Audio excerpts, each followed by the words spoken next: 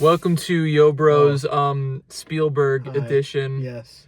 We are backlit. We're backlit, and you can make out our faces, but everything just looks. There's a little baby lens flare. Yeah, right there. Yeah, look at that. It's like we're in the Fablemans or something. Low key lighting, bro. Like, dude, it's so good, and having light spill in just brings out the emotion and the internal conflict of the game. And just it looks like a memory. That's how Spielberg talks to Janusz Kaminski, I think. I think those are all direct quotes. Yeah. I'm checking in on IMDb before Letterboxd because I'm a sane human being. IMDb will always have top billing in my mind. I love Letterboxd, but IMDb will always be my first love. I've converted. I still use I still use IMDb pretty vehemently. Vehemently. But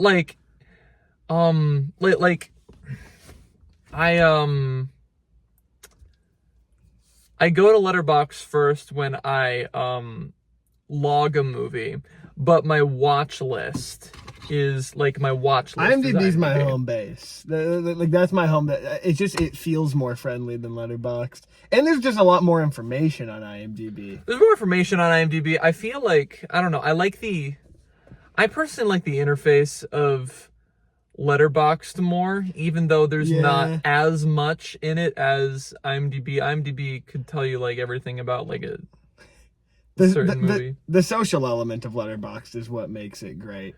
IMDb, it's all the information about movies. It's depth and breadth. No, that doesn't really work for what we're talking about. We didn't do our intro.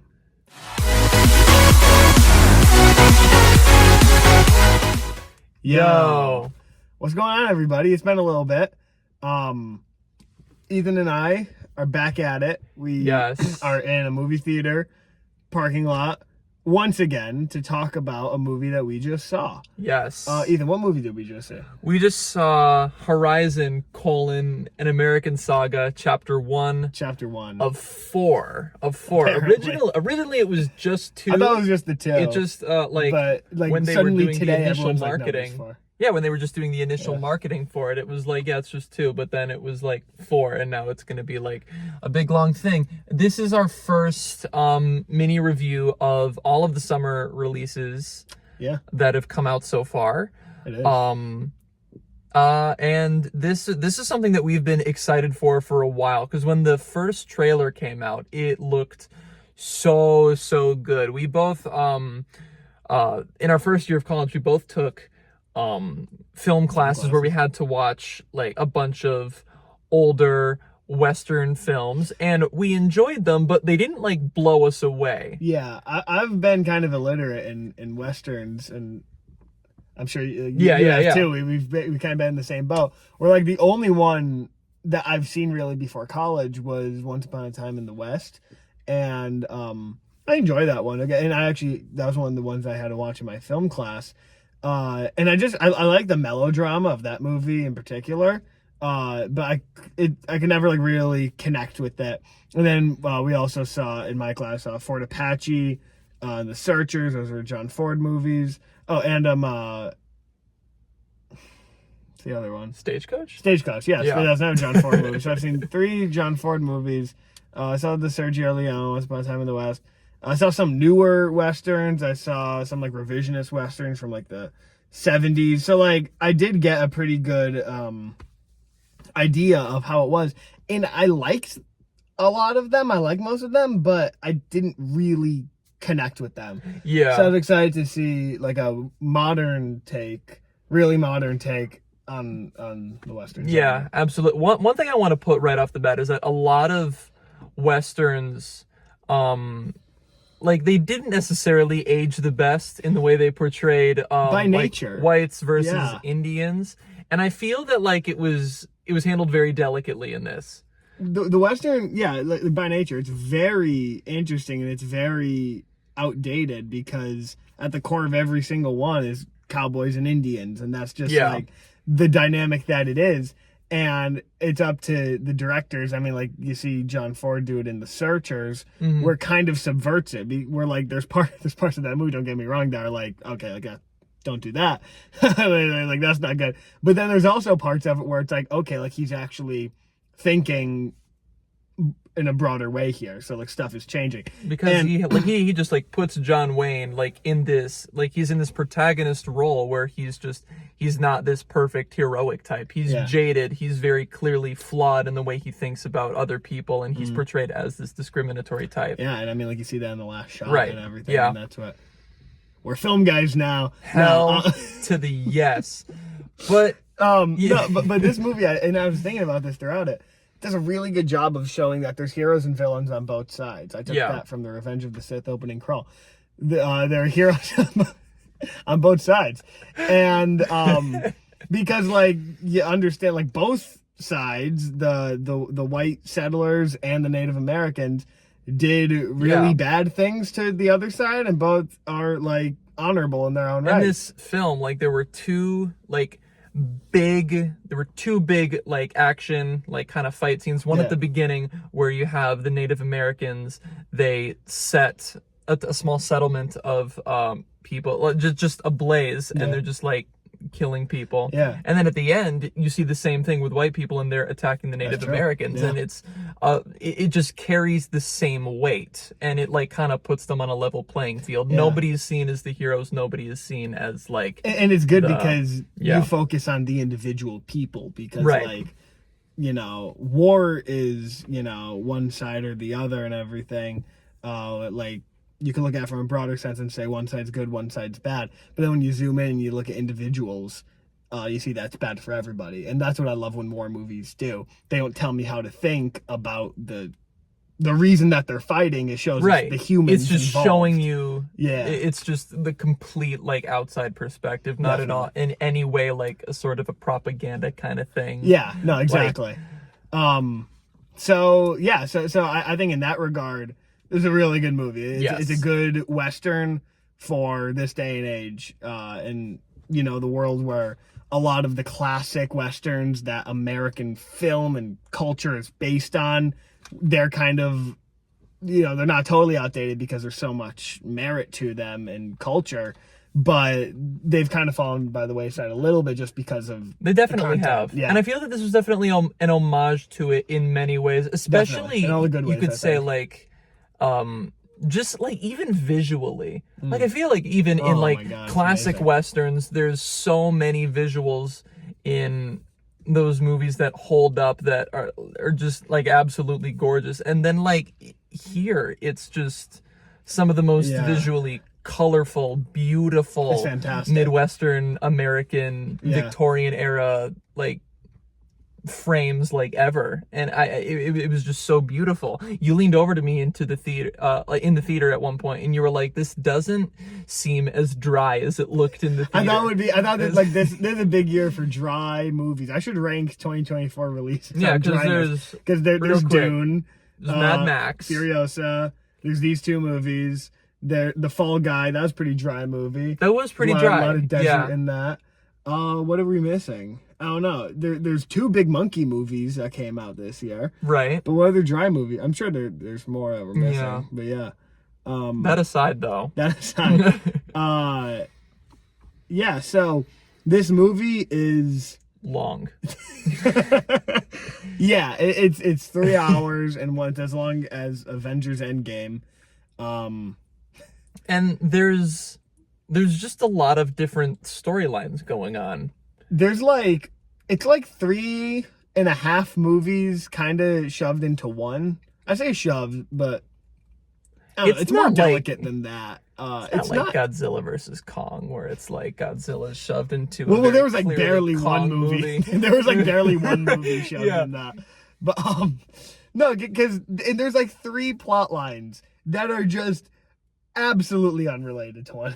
Yeah, they're completely different, and like, I don't want to say the word trope, but they're like different aspects that are like, they contrive different conventions from previous movies, and they're all like, you can see that like at some point they're going to like converge. Yeah, especially with the very ending, right? You see where they're all going, literally.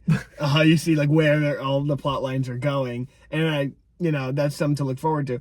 But there isn't really a climax of this movie. There isn't a high point in this movie of tension and release and everything. Right. There's those kind of scattered. There's a lot of slower moments, and like the whole thing is set up.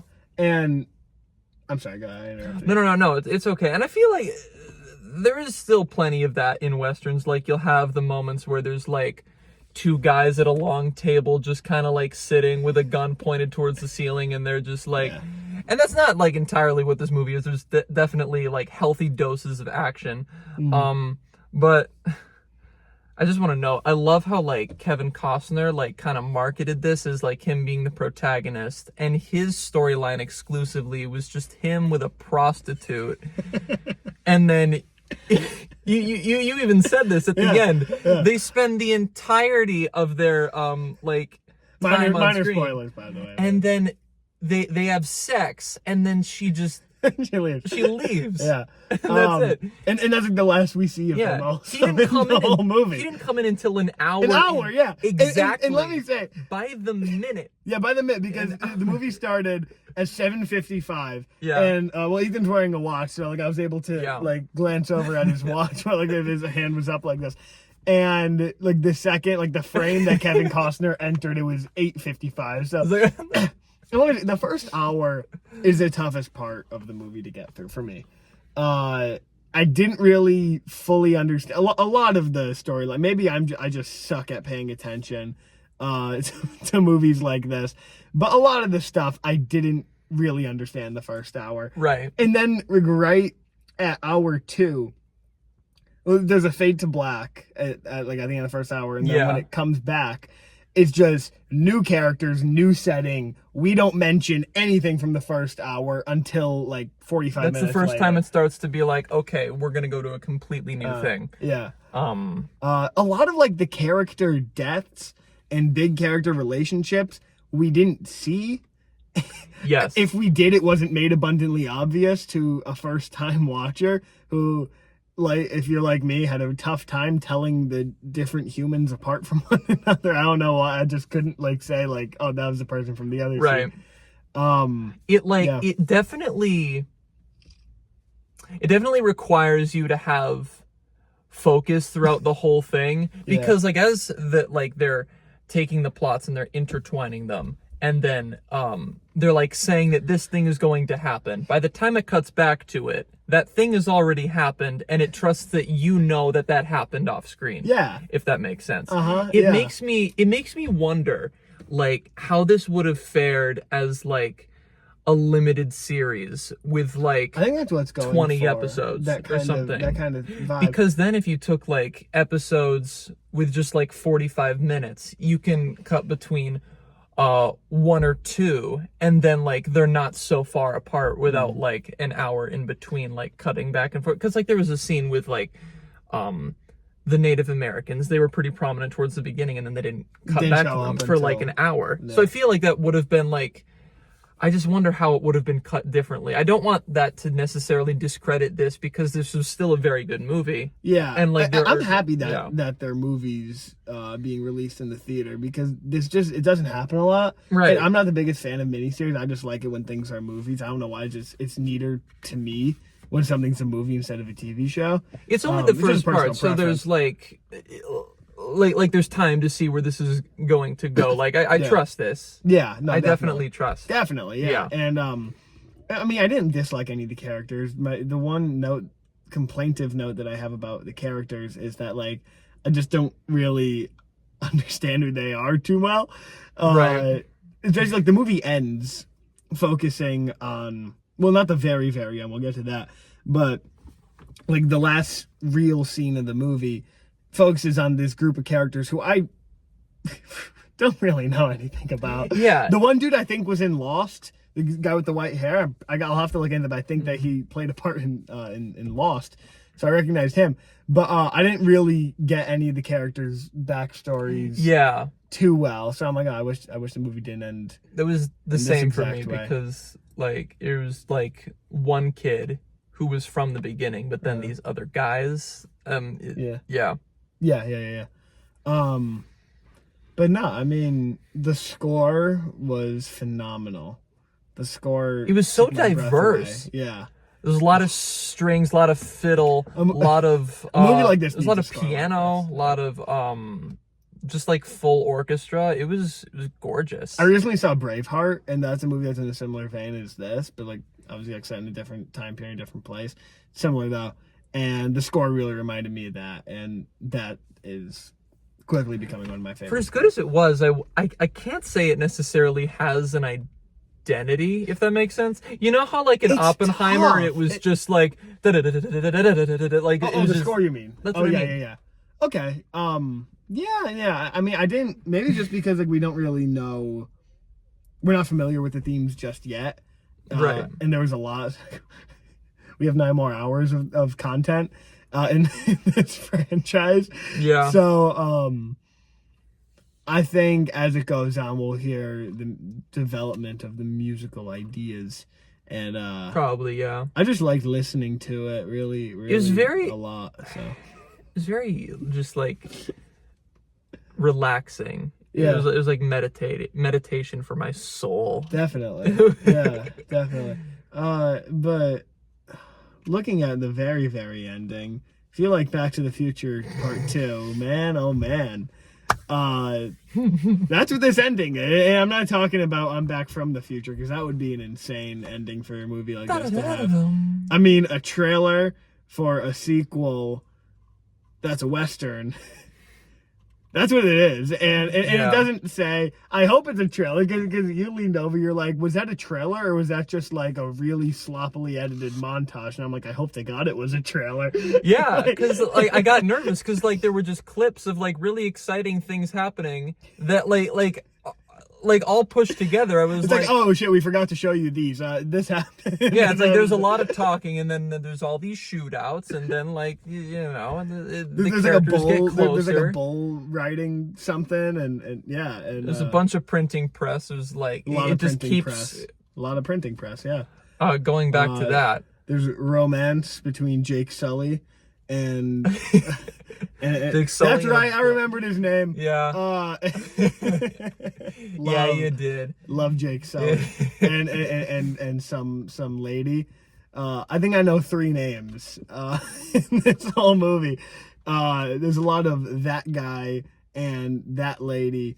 Because I don't think they say anyone's name really, except for like a few. Like for me, I want to like really get to know the characters, and there are a lot of different characters. Yeah. But I don't know, I didn't really feel attached to any of them yet, just because there was so many and they were cutting back and forth quite a bit, so we didn't really like have as much time to spend with them like in 3 hours as you normally would. I feel the same way. I just think that any criticism that I have in my head now does have to be taken with a grain of salt, because we don't know where the rest of the story is going. 3 more. I feel that like after the second one comes out in like a month and a half, like 5 weeks, yeah, we're gonna be doing this again. I feel like we'll have a better idea of like how it's going. Maybe we'll come out and then we'll know everyone's name. Yeah, everybody. We'll be like, hey, how about what's Kevin Costner's name? Hayes Ellison. Yeah, I think it's Hayes Ellison. Horrible name, by the way. Yeah. But Jamie Campbell Bower does a great performance. He's so good. He stole the show. Should I spoiler or no? I think by asking, we already have. But for some reason, I don't think he's going to be in the rest of the other movies. Which is sad, but it's a shame. But he was great. He was very good. He shows up. He's in like one shot in the beginning, and he says some snippy remarks, and then he's gone for an hour and a half, and then he shows up again. Comes back, and then he's just like screaming at everyone. Yeah. And then he follows Kevin Costner up a hill, takes a piss, and then he does take a piss. Yeah. That's a shot. Yeah. It's a legitimate thing that happens. Uh-huh. Oh man. Yeah. What else do doing mini reviews? It's so funny because like looking back at all mini reviews like that we've done, it's like wow, like that was my immediate takeaway. But you do need time to say it in. I will say this also: last 2 mini reviews that we did, I don't think I told you this. Yeah. Godzilla vs. Kong, or Godzilla X Kong. Sorry, we're doing multiplication. Godzilla X Kong and Doom Part 2. Those are the last 2 we did, right? Yeah. Both of them in the mini review, I gave an 8 out of 10, and in the days following the review, I bumped it down to a 7. And this movie, I also gave an 8 out of 10. So maybe future Enzo will bump it down to a 7. Not like you guys care. But my ratings haven't changed. I still have Godzilla X Kong at a 4. Damn. Crazy. What do you have doing it? I've doing it an 8. Yeah. Yeah. I mean, it's legitimate. I'm not like obsessed with the franchise like the rest of the world, but like it is good. Yeah. No, yeah, it's good. Yeah.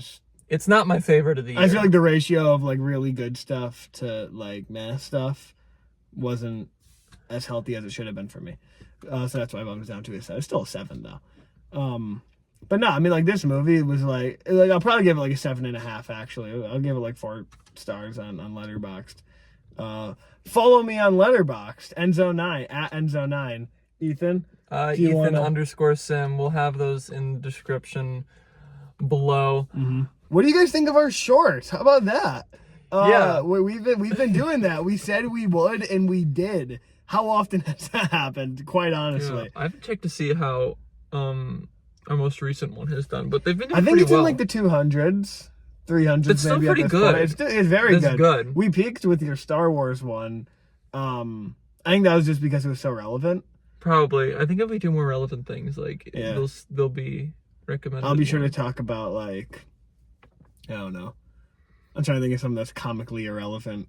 I don't know. I can't. We'll have to do a short on like Despicable Me. We should. Yeah. Because that comes out in like 2 days. More stuff coming soon. Yeah. You can look forward to more shorts. Those are gonna keep on coming. We're gonna try and do. We're really enjoying making them. Yeah. We're gonna try and do like we're gonna each try and post one each month. Yeah. We're trying to get into the. Well, you took so long in June that's true. I know I have to do 2 this month. So yeah. So but no, we're just chilling. We're hanging out. Yeah. Leave a comment. Tell us what you thought of the movie if you saw it. Yeah. If not, let us know what other movies you want to see us review. We're not just a movie channel. We're a stuff channel too. So what kind of stuff do you want us to try? Do you want us to try some wacky food? Or do you want to watch me learn how to play video games? Let us know. We'll do. Was that a tease for an upcoming episode? Perhaps. I don't know, man. It might have been. Maybe it was. Ethan doesn't play video games. That might change. So we'll see. But yeah, let us know. Leave a like. Leave a comment. It really helps us out. It gives us a good little dopamine kick. Yeah. Subscribe. Hoping to get to 69. We were really close, but then a couple. But now we're at 65. Yeah. If you're watching this and you unsubscribe, what's the matter with you? Why would you do that? It's free. Just subscribe, guys. Yeah, come on. You bring us joy by doing so. And we bring you joy. This guy's got flashers on. Okay. Yeah. But until we talk again, we are the Obros, and we want to talk to you about stuff. Yeehaw.